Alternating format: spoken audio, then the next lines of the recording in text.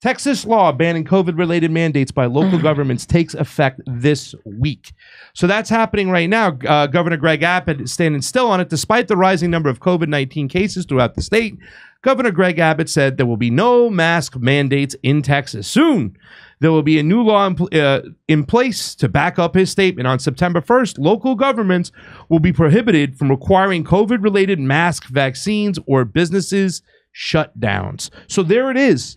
Some of these places, you got, DeSantis. I mean, you might not like him, but there's a lot of other governors that are signing on. They're not going to go through with these mandates. They're coming out publicly and saying, I don't care what the federal government tells us. We're not going to force mandates, which I think this whole public-private relationship and having the private businesses in disguise force these mandates and say, well, it's up to the company with whatever they want to do, the private company. It's all just cloak and dagger stuff because it's coming directly from Big Pharma. It's coming from the government. And there's always hidden finances there seems to be, whether it's at schools, hospitals.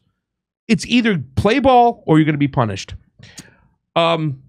Which leads us to the next part of this whole situation, because the first thing we've seen out of the gate is the mask mandates. Mask mandates are coming back on planes, we're told. Mask mandates are coming back in schools. So here's the ex-Surgeon General. He's going to talk about this. Is Jerome Adams talking about masks not really working. And one of the things they shouldn't be doing, the general public, is going out and buying masks. It actually does not help. It's not been proven to be effective in preventing spread of coronavirus amongst the general public. And actually, people who tend to buy masks and don't know how to wear them properly, as a healthcare provider, I have to get fit tested. Folks who don't know how to wear them properly tend to touch their faces a lot and actually can increase the spread of coronavirus. You can increase your risk of getting it by wearing a mask if you are not a healthcare provider.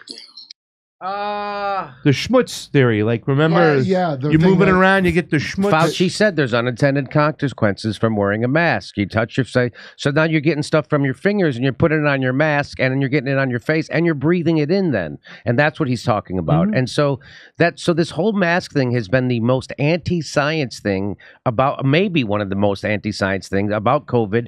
And I can't believe the people who still cling to it. People I've known all my life have no explanation why they're clinging to masks. They can't point to a study. They can't point to anything except that they've internalized propaganda. Yeah, I think, I'm hoping, Jimmy, I'm hoping, Kurt, that this is an area we have a serious nuanced conversation, risk versus reward.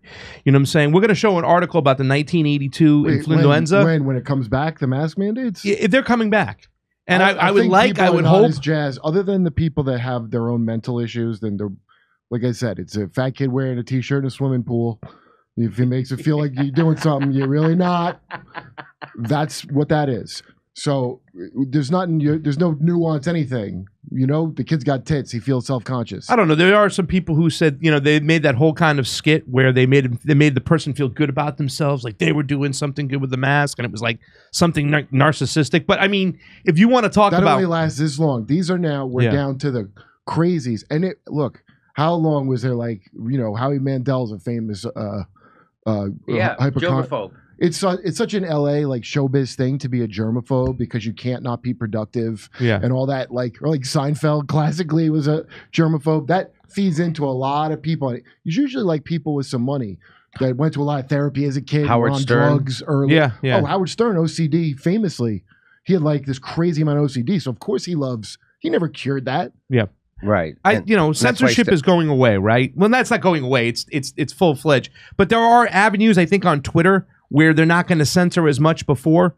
With one of those issues, I think, is the mask. So if we can have conversations about mask, I think that's going to be beneficial. And I understand what you're saying, that these people are so far gone, they're still wearing them for what reason. But I would like to have a conversation, risk versus reward. I mean, we had that Leanna, what was her name? Leanna Wynn, who was one of the doctors. She goes, I wish I didn't put my kids in masks because it messed up their communication skills. We need to talk about that. So some of the mothers who are on the fence, mothers and fathers and parents are on the fence, might go, wait a second, it might not be a good thing to put a mask on my kid. We need to have those conversations. I'm hoping that if this is going to come back, at least we can have those conversations. Well, don't bet on it. People, I think a bunch of people are going to say what they're going to say, and they're going to do every attempt. It's just there's not a united front, how there was with this. It's like fracture. I can already, if Fox News is complaining about it, and they're they love like Nikki Haley over at Fox News, right? But they're against it. That means up in the upper billionaire stratosphere, they disagree on how to fully implement 2030. That's right. Net zero. That is what that means. Yeah. That is exactly what that means. Isn't that funny? This is how they get, though. This is not funny right here. What is this? Watch this. Oh, look how they get with the mask. I don't want this coming back. This is old, right? This is old.